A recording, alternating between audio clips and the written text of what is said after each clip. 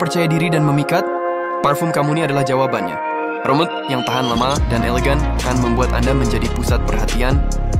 Setiap botol parfum Kamuni adalah hasil dari proses pembuatan yang panjang dan teliti. Pilihlah parfum Kamuni, parfum alami yang bebas dari bahan kimia berbahaya. Rasakan kemewahan aroma alami yang menyegarkan. Dukung produk Indonesia dengan memilih parfum Kamuni. Anda turut melestarikan warisan budaya dan ekonomi lokal. Baik, terima kasih. Assalamualaikum warahmatullahi wabarakatuh. Waalaikumsalam warahmatullahi wabarakatuh.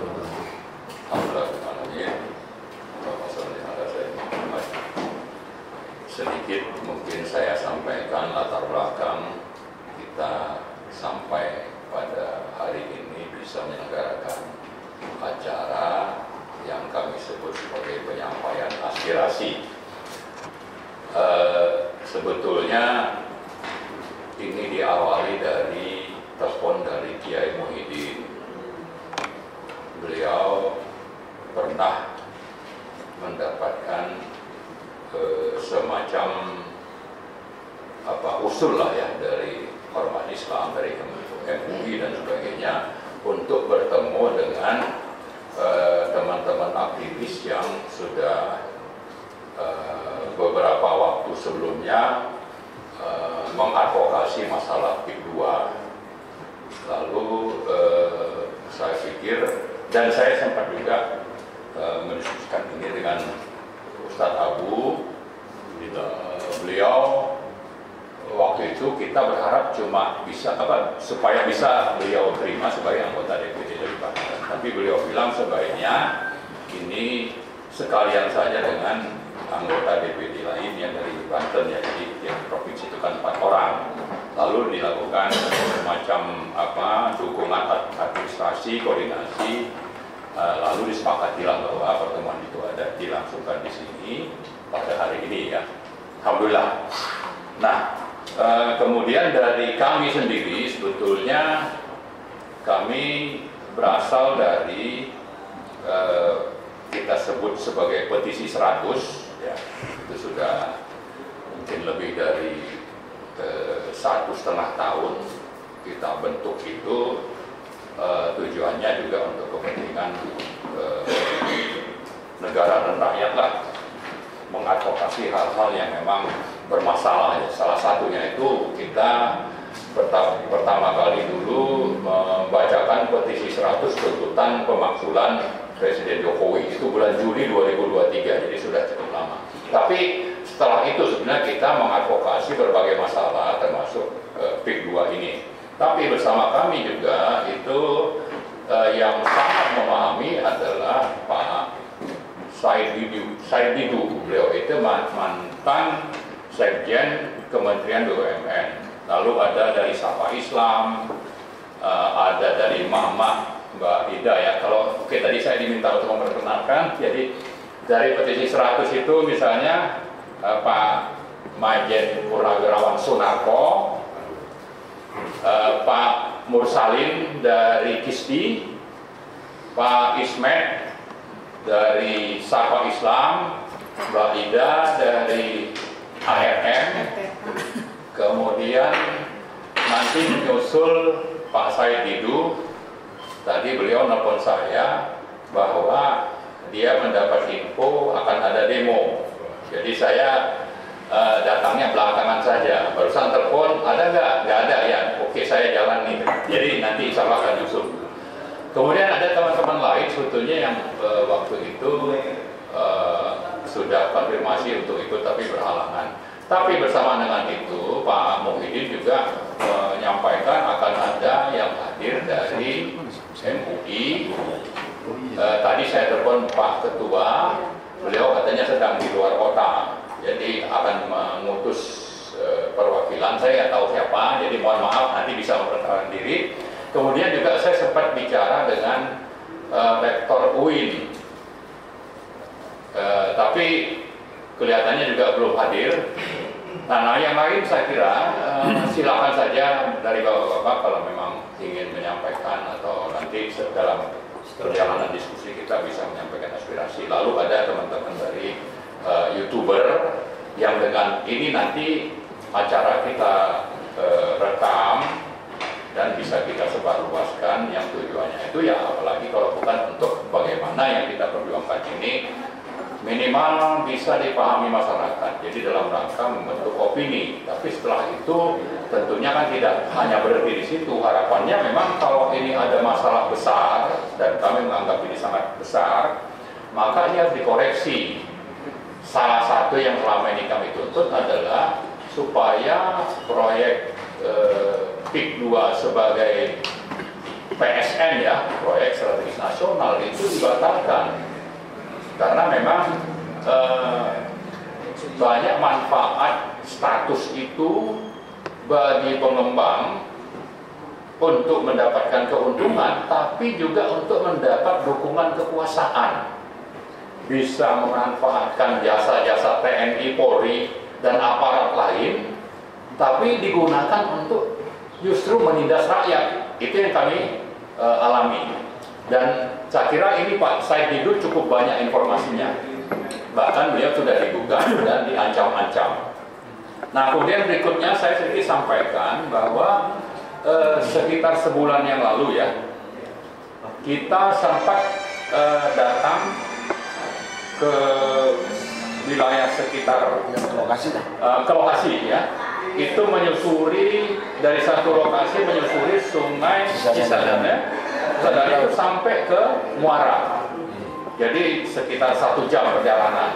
Nah, sebelah kanan ujung itu kita lihat sudah ada bangunan-bangunan yang dibangun ya, dan saya kira mungkin sekarang sudah ada yang selesai, lalu ada jalan tol dan sebagainya.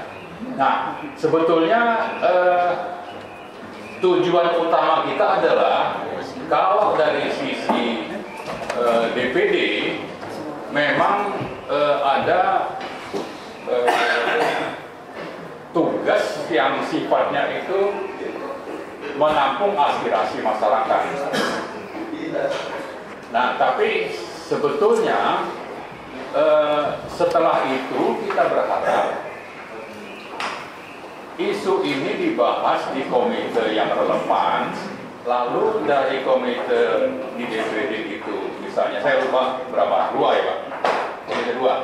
Masalah pertanahan komite 2. Ya, itu nanti bisa diparipurnakan untuk ujungnya menjadi sikap DPD untuk bisa disampaikan kepada DPR dan kepada pemerintah.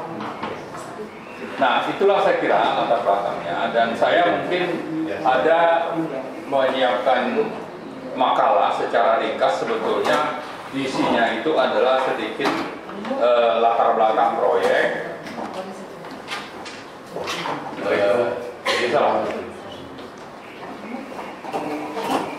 ada latar belakang proyek, kemudian ada profil dari pemilik, kemudian apa yang diperoleh oleh pengembang dengan mendapatkan status PSN, tapi di sisi lain apa yang dialami oleh rakyat, ya ada contoh-contoh sampai 9 itu di sini. Lalu yang terakhir nanti kita bicara di sini, saya sampaikan tentang pelanggaran-pelanggaran hukum yang dilakukan oleh pemerintah dan pemilik proyek ini. Kita waktu itu sempat melihat misalnya di satu lokasi itu ada puluhan truk yang tidak punya nomor polisi yang menguruk tanah, tapi ada sebagian rakyat yang masih tinggal di situ. Tapi saya kira nanti lambat laun itu akan pindah otomatis karena sudah dikelilingi oleh urukan tanah gitu misalnya. Jadi secara umum saya bacakan ringkas saja bahwa proyek ini terbit atau mendapatkan status PSN tidak lama, sehari 2 hari setelah pengumuman Pilpres 2019 oleh MK. Jadi sehari 2 hari terbitlah yang namanya Permenko nomor 6 2024 oleh Menko Perekonomian Airlangga Hartarto. Masuklah di situ sekitar 15 proyek swasta yang mendapat status PSN. Karena selama ini sebelumnya itu tidak pernah kecuali karena ada protes Rempang. Rempang itu sebetulnya awalnya bukan PSN, tapi banyak protes, ada penindasan oleh rezim, perlawanan itu tidak selesai-selesai, lalu dijadikanlah itu sebagai PSN. Nah, setelah PSN statusnya itu kelihatannya lancar-lancar saja, tapi rakyat yang tanahnya diambil paksa itu tidak jelas statusnya. Apalagi orang silakan Pak Said. Silakan Pak Said.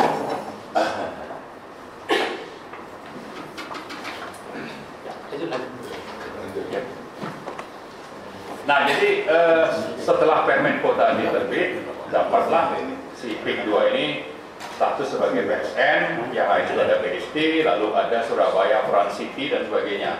Yang sebetulnya kalau kita baca beberapa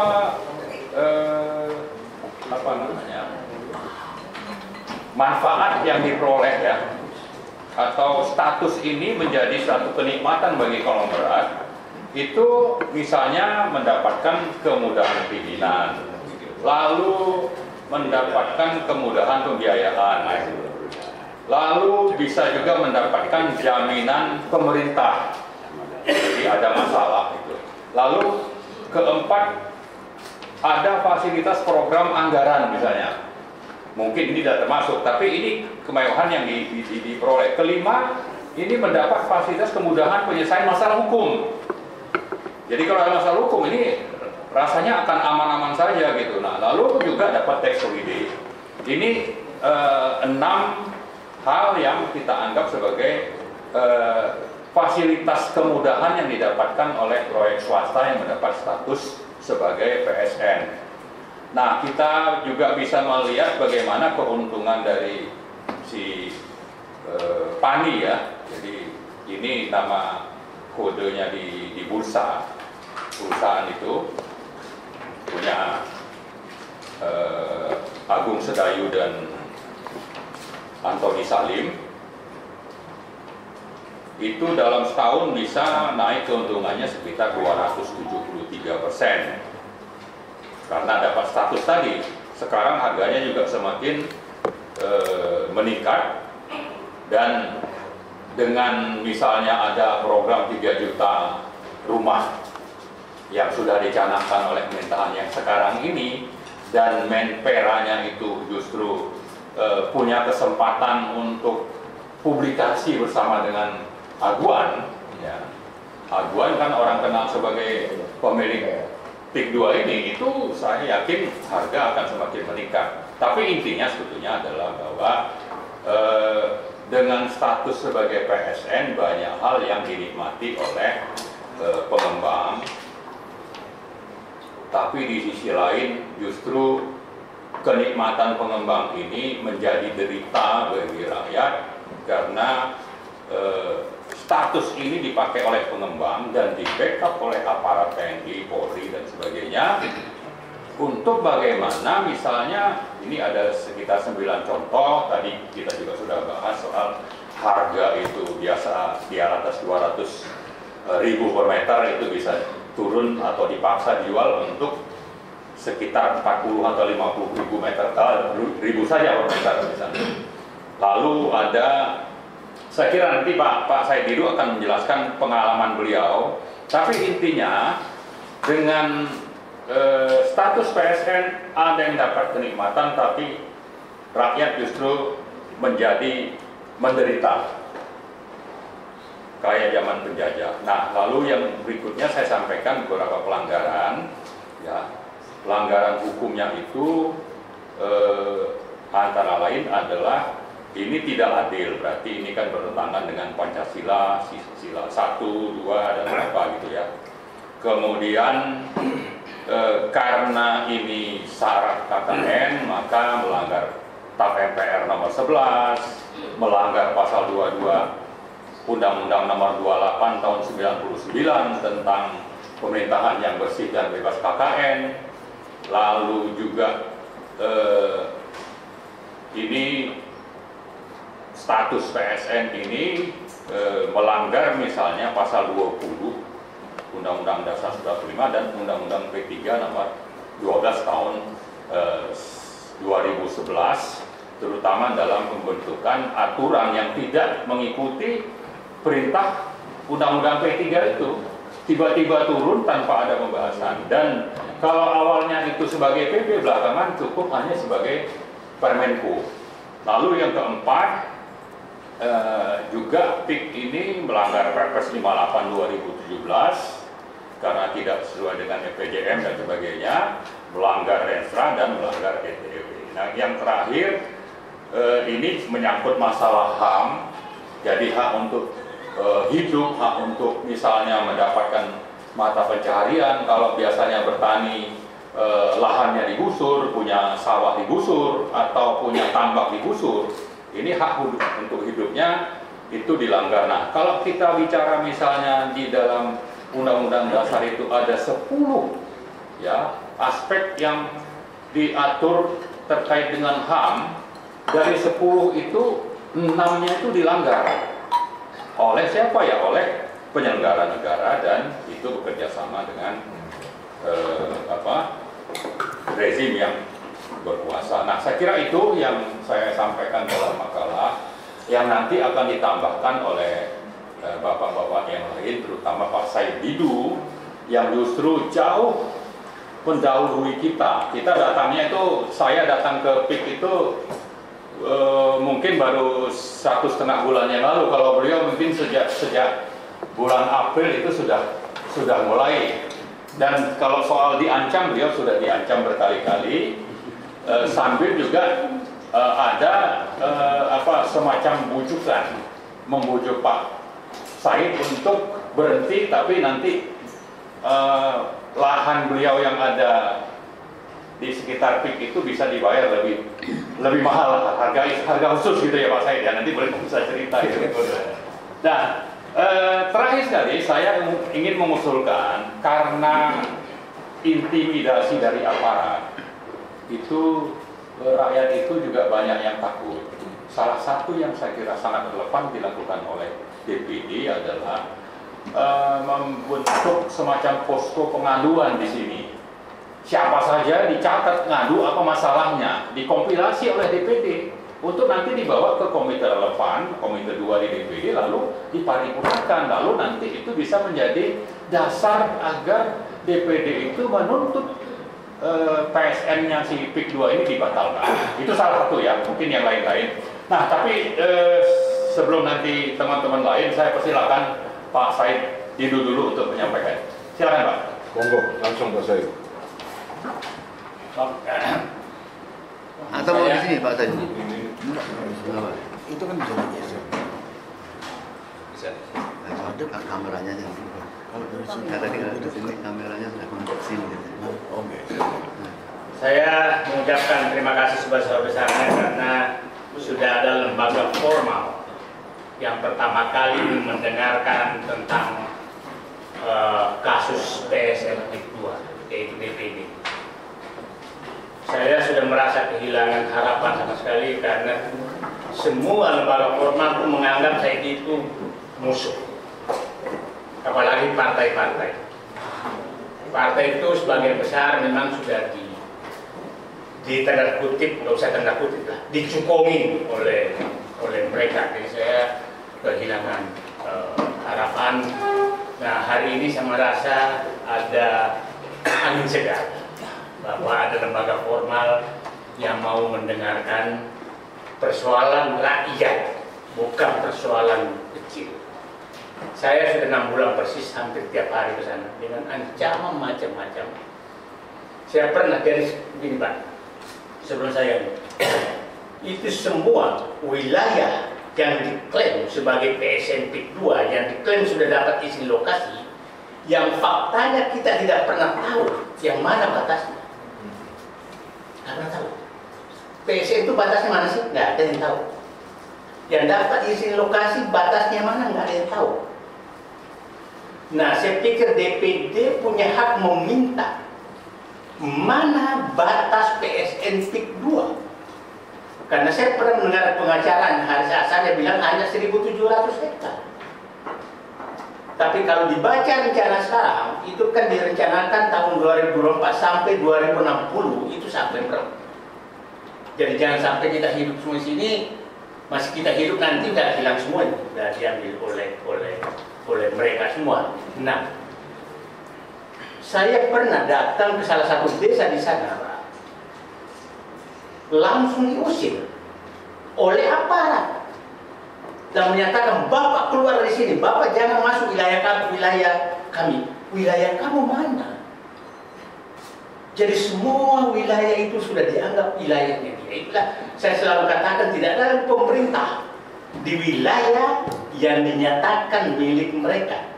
Tidak ada yang pernah menyatakan milik siapa, milik mereka. Dan rakyat betul-betul, Pak, saya foto sama orang aja langsung besok dipanggil oleh polisi. Makanya saya jangan sampai saya turun ke orang terus di foto lagi.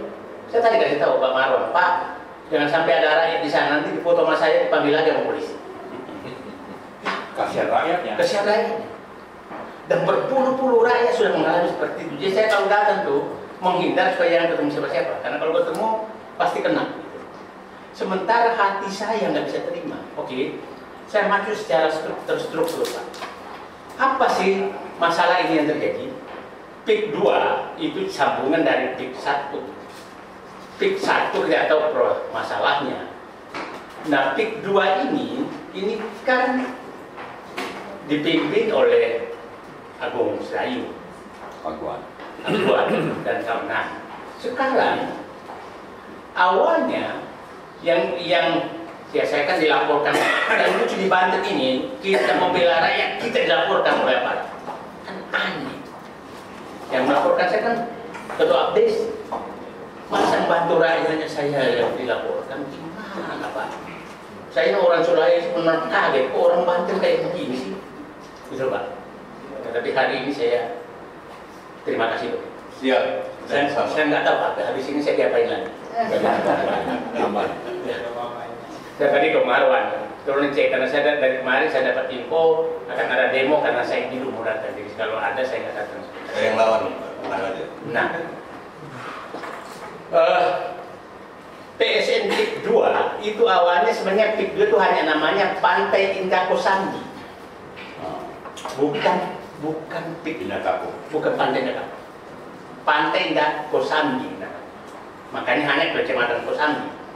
Tapi karena berhasil membebaskan tanah lebih banyak, maka dibikin PIK 2. PIK 2 dulu Kronjo itu PIK 9. Tenara yang kantor kampungnya Wakil Presiden Profesor Kiai Haji Ma'ruf Amin yang ngaku orang Banten, diam 1000 bahasa, kampungnya digusur. Gimana saya bangga sebagai orang Sulawesi? Kok ada orang Banten kayak begini? Wajar kan? Normal saya sangat kecewa.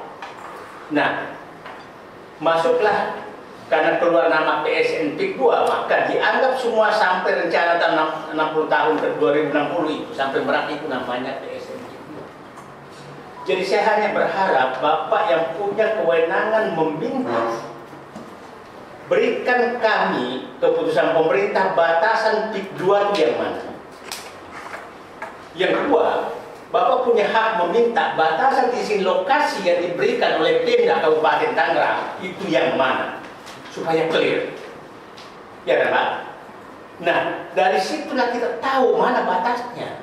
Karena kalau enggak, itu hanya mafia tanah yang bergerak.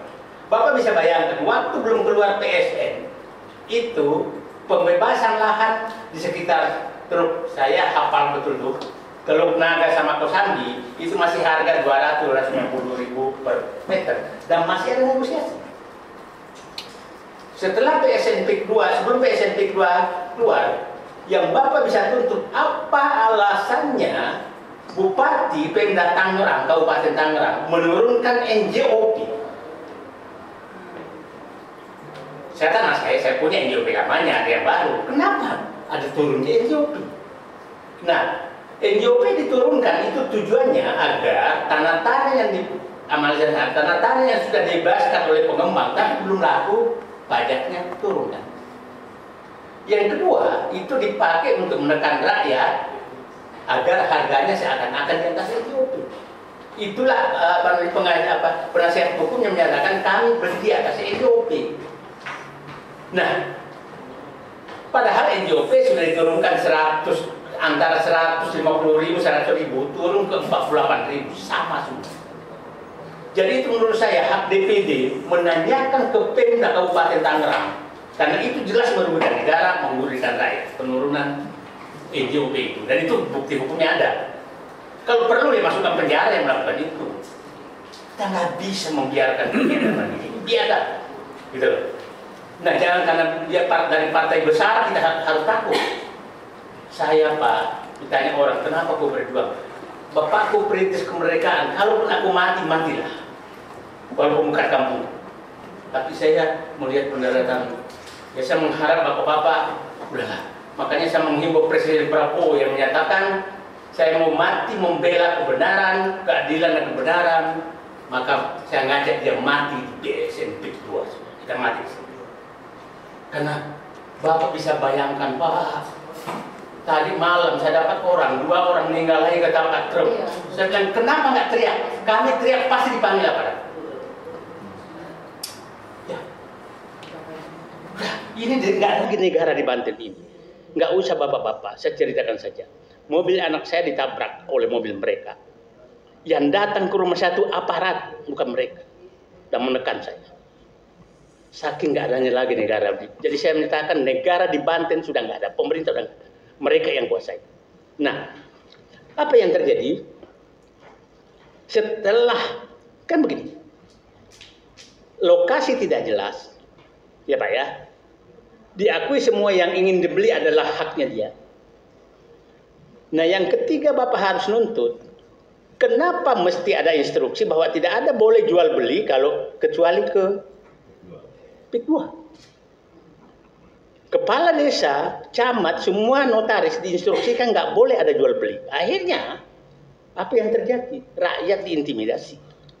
Sebelum PSN PIK 2 jalan, itu PT-PT banyak yang ini. Dan masih membeli di Keronjo itu masih 150.000.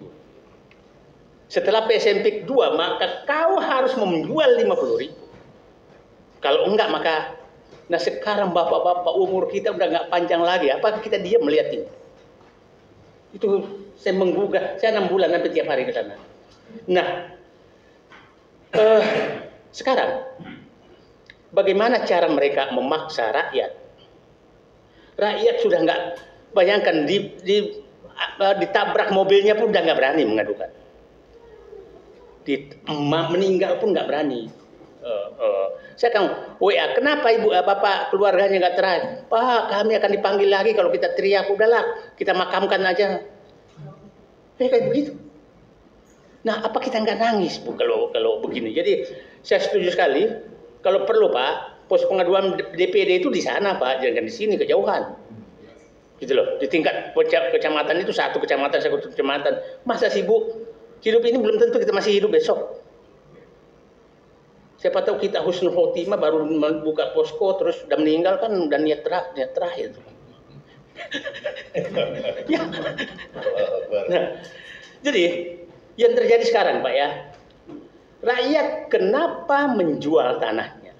Satu, kerjasama dengan BPN, itu hampir semua yang punya di penjara datang ke rumah. Kenapa kau di penjara? Jadi begini, kalau kita punya tanah kan, kalau punya sertifikat kan sudah merasa aman kan Pak? Tahu-tahu diadukan bahwa itu sertifikatnya nggak sah. Nah, belum tentu ganda Pak. Belum tentu ganda. Pas itu bikin surat sejarah tanah. Nah, dianggap sejarah tanahnya salah. Palsu. Yang bikin BPN. Kita kan nggak punya lagi Pak. Pada saat kita mengurus sertifikat kan diambil semua oleh BPN. Sejarah tanah kita itu. Apalagi Bapak dan Ibu beli sertifikat, nggak tahu. Nah, setelah itu Bapak diadukan sebagai pemalsu. Ya. Ya, kena pasal, masuk penjara. Nah, ada orang pemanja 20 hektar atau 10 hektar. dianggap saya 2 hektar, yang 8 hektar dianggap palsu. Kau mau jual nggak dengan harga murah ini? Kalau nggak masuk penjara. Begitu Pak kelakuannya. Dan semua aparat sudah terlibat, gitu loh Pak. Jadi mau ke pengadilan begitu, datang ke PPN begitu, mereka semua udah nggak ada lagi. Jadi, nah itu sering ngumpul di rumah yang bekas masuk penjara, ada yang masih suami istri penjarakan, diadu domba antara keluarga. Nah setelah di dalam dinegosiasi di luar, dan itu, nah pinternya pemilih PSN-PIK 2 ini tidak pernah muncul namanya. Muncul nama PT lain yang membebaskan, yang dibebaskan adalah yang membebaskan di bawah preman-preman. Dan mohon maaf Pak, preman ini preman resmi juga Pak, lembaga resmi yang punya.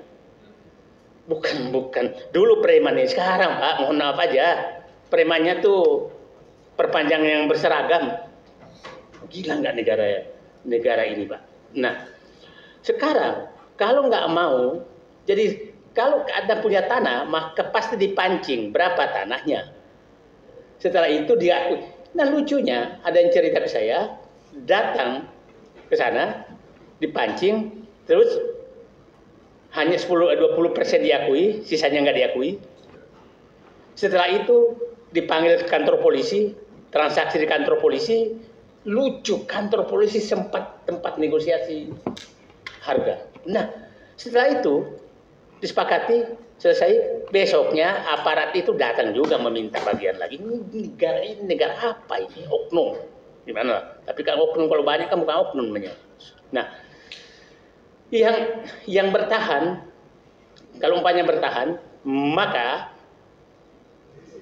diisolasi, nggak bisa ngapa-ngapain kemana-mana. Bahkan irigasinya diuruk supaya nggak bisa dipapai. Tanah saya di Kronjo, saya aja diberitukan, apalagi rakyat desa. Nah, jadi mohon maaf Pak, saya betul-betul menangis melihat kenapa orang Banten mau diusir begini kok diam semua. Itu Pak yang bikin saya menangis. Semua diam, tidak ada yang mau teriak. Calon gubernur, calon bupati, nggak ada berani menyinggung PSN-PIK 2. Karena saya paham betul, ada teman yang kritisi PSN-PIK 2 dengan partai yang sama, maka saingannya dibiayai supaya dia kalah. Ya. Begitu kejadiannya. Ya mumpung bapak dan ibu terpilih, ya alhamdulillah. Kalau dia mungkin bapak tahu ada rapat PSN-PIK 2, maka dibiayai saingan bapak itu untuk itulah kelakuan mereka. Masih panjang masa ini, 5 tahun lagi, saatnya saya menitipkan Banten kepada bapak-bapak untuk kita Pak, saya hafal betul semua penderitaan rakyat, mulai dari Kosambi, Teluk Naga, Paku Haji, Kemiri, kemudian Mauk, Sukajadi, kemudian Kronjos, enggak, nama kecamatannya hafal saya sampai Tanara sana. Dan saya tahu semua penderitaan mereka Pak.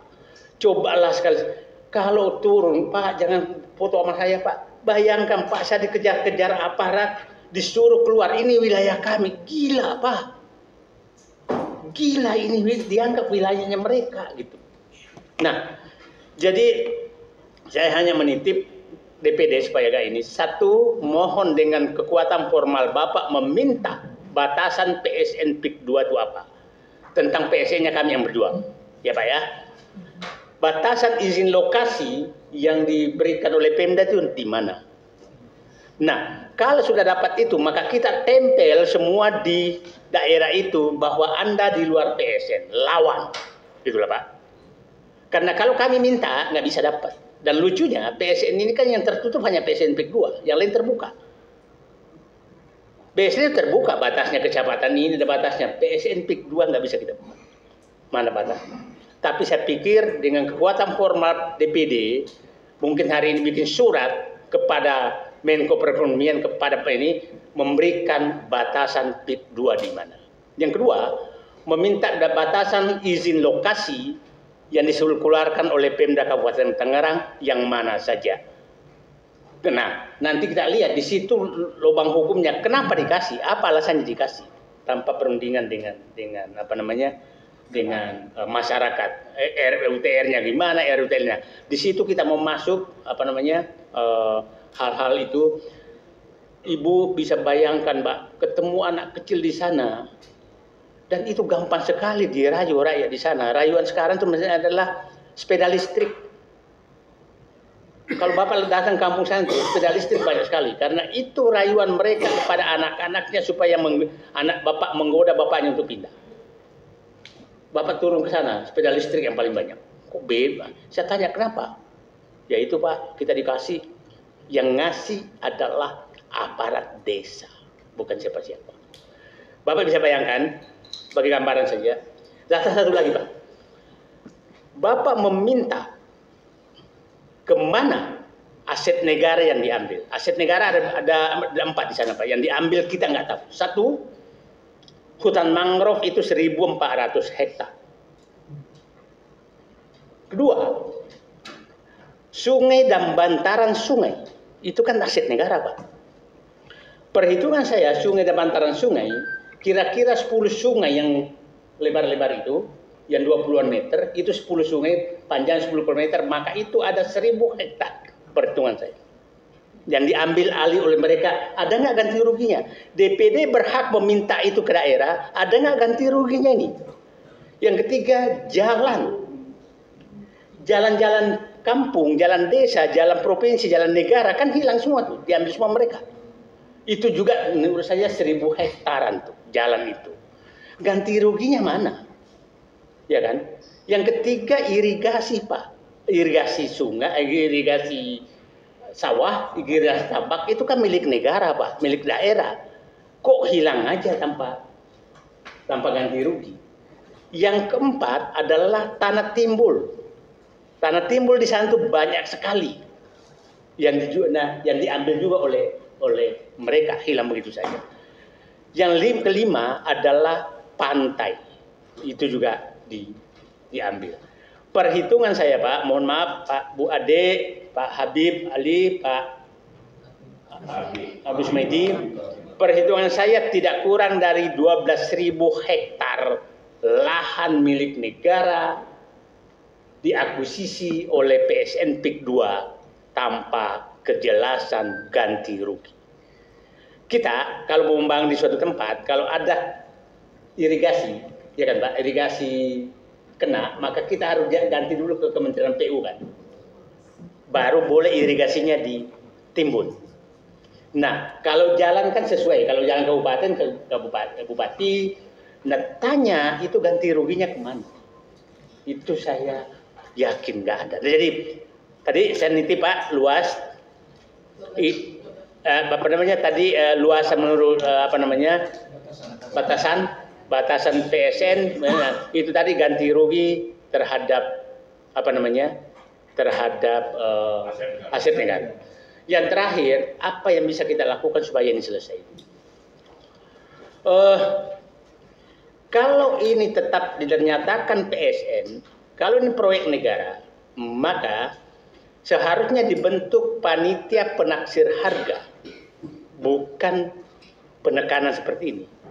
Panitia penaksir harga itu adalah unsurnya adalah pemerintah, wakil rakyat, dinas-dinas terkait agar membentuk panitia penaksir harga. Panitia penaksir harga yang menentukan taksiran harga yang dipakai untuk bernegosiasi dengan pengembang. Bapak dan Ibu kalau turun ke bawah itu lucu tuh istilah PT Kukuh Mandiri itu kan tangan ini sekarang. Pembebasan lahan, kantor pembebasan lahan PT Kukuh Mandiri. Kata pembebasan lahan itu hanya berlaku untuk proyek pemerintah. Kalau bukan maka itu transaksi biasa. Yang dulu di bawahnya lagi didukung oleh abdesi. Itu tertulis. Jadi Nah, mungkin juga saran saya DPD mengundang Abdesi. Tanya apa peran kau di bawah. Kenapa rakyat tersiksa seperti ini gitu loh Pak. Jadi mengundang Abdesi, mengundang Pemda Tangerang menjelaskan tadi 3 hal luasan PSN itu kalau menurut saya itu dijadikan agenda nasional itu supaya PSN lain juga dibuka batasannya. Yang terkait Pemda Tangerang itu 1 penurunan PBB ya Pak ya.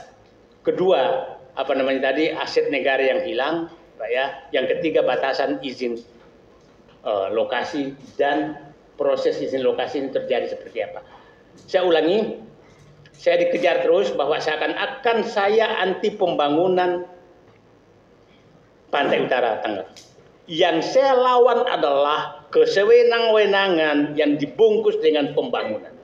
Itu mereka harus tahu. Bukan sama sekali, saya tidak pernah terlalu protes BSD karena mereka tuh transaksinya transaksi pasar biasa. Bukan penekanan, harganya harga normal. Saya tidak protes pembangunan tol di sekitar ini karena memang harganya harga normal. Saya protes adalah ketidakadilan dan kezoliman yang terjadi di PSN PIK 2 dan itu terjadi di bawah Pak. Semua orang yang bicara mungkin habis ini siapa tahu beredar nanti mungkin akan Anda dipanggil aparat. Tapi udahlah, bismillah, kita belum tentu mati sampai besok, siapa tahu ini niat kita terakhir dan kita husnul khotimah. Itu saya bilang Pak. Jadi mohon maaf kalau saya saya udah mulai Mei Pak, mulai Mei saya berjuang hampir tiap hari dengan tantangan yang sangat berat. Rumah saya hampir tiap pagi diintai oleh mereka. Rumah saya mau didemo apa mereka, tapi bismillah saya tidak akan lari walaupun kampung saya bukan asli di sini. Tapi siapa tahu Allah menunjuk saya untuk menjadi pembela rakyat di kampung orang lain. Terima kasih. Assalamualaikum warahmatullahi wabarakatuh. Terima kasih buat Pak Marwan, Pak Said Didu, luar biasa. Kalau kita masyarakat Banten ingat Pak Said Didu ini beliau berasal dari Sulawesi Selatan. Sebenarnya kita punya kenangan yang luar biasa dalam sejarah Banten. Bahwa ketika kekuasaan dipegang oleh Sultan Ageng Tirtayasa memang menghadapi kolonialisme Belanda yang begitu hebat dan begitu jahat, begitu zalim, dan saat itu juga bukan mantu, ada penasehat yang diminta untuk menjadi penasehat daripada Sultan Ageng Tirtayasa adalah seorang ulama yaitu Syekh Yusuf Al-Makassari. Itu iya, jadi penasehat sekaligus mantu itu luar biasa. Tapi akhirnya karena Banten juga dibabat habis juga, akhirnya mantunya pun harus dipindahkan ke Cape Town sana. Jadi ada hubungan yang sangat erat gitu. Jadi kalau Pak Said Didu bicara di sini tentang menjaga masyarakat Banten itu sebenarnya sudah menjadi kewajiban Pak. Ya sudah menjadi kewajiban proporsional udah. Dan ya harusnya yang malu itu kita ini sebagai masyarakat Banten yang melihat kezaliman di depan mata terus kita diam saja. Ya, memang kezaliman yang kita hadapi ini bukan kezaliman hanya sekedar pengembang, tapi yang kita hadapi ini adalah pengembang yang dibackingi oleh penguasa. Nah, jadi kita sebenarnya berhadapan dengan penguasa, gitu. Nah, penguasa punya semua-muanya. Penguasa punya semua-muanya. Jadi ingat kita ya Pak Dedi ya, kata-kata Gus Dur dulu itu. Gus Dur bilang di dunia ini ada 3 kelompok yang sulit kita lawan. Yang pertama penguasa, karena dia punya semua alat. Yang kedua orang kaya, karena dia bisa beli apapun juga. Ya, dia bisa beli kekuasaan, dia bisa beli macam-macam. Dan yang ketiga orang gila, gitu. Jadi sulit memang lawan 3 orang ini. Jadi kalau kita nggak bisa jadi penguasa, nggak bisa jadi orang kaya, rasa-rasanya kita perlu jadi orang gila ini. Dan rata-ratanya yang hadir pada hari ini kayaknya udah persiapan jadi orang gila semua.